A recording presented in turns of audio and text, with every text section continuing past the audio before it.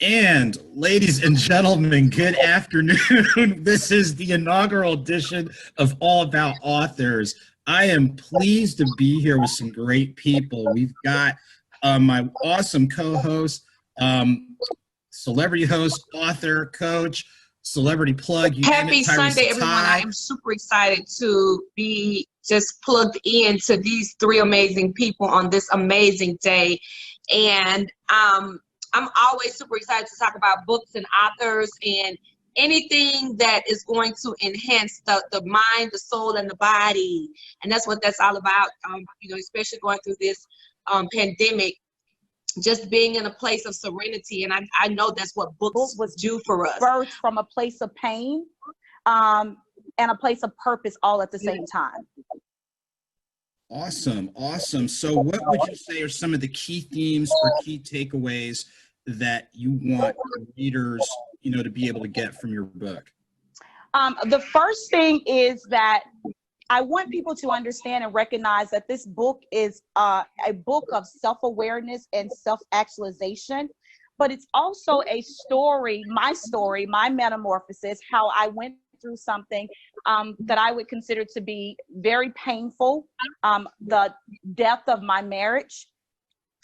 That's painful, right? And during that time, when I went through the death of my marriage, I also walked into purpose. So I use that cocoon there on the cover of that book to illustrate what I went through after my marriage ended. I was in a cocoon phase. And so from there, ultimately, the butterfly in me, the purpose was birthed. And so what I want people to realize is that, you know what? Your really moments in life are not your final moments. They are definitely defining moments. And if you learn how to embrace them and hold on to what I consider to be joy, because if I go to the word of God says that the joy of the Lord is our strength. And so what happens is that if we never lose joy, then you never lose your strength and you're able to embrace the destiny and ultimately walk into that purpose that you were. What is the most, when you read your book, what is the thing that I would say make you proud that you were able to share, that you feel is most impactful? That one thing that, and sometimes that's the thing that you're kind of like with me, I was on edge, like, do I want them to know all my business? But that's the thing you really need to expose to help people really get the experience and be able to, move past the pain.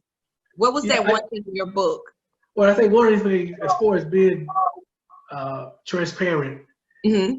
I've mentored young men for the last 20 plus years, and one of the first lessons that I learned is that if you're going to reach us, especially African American young men, then you have to be transparent, and they need to understand that you've experienced some of the things that they've gone through or they may be currently going through.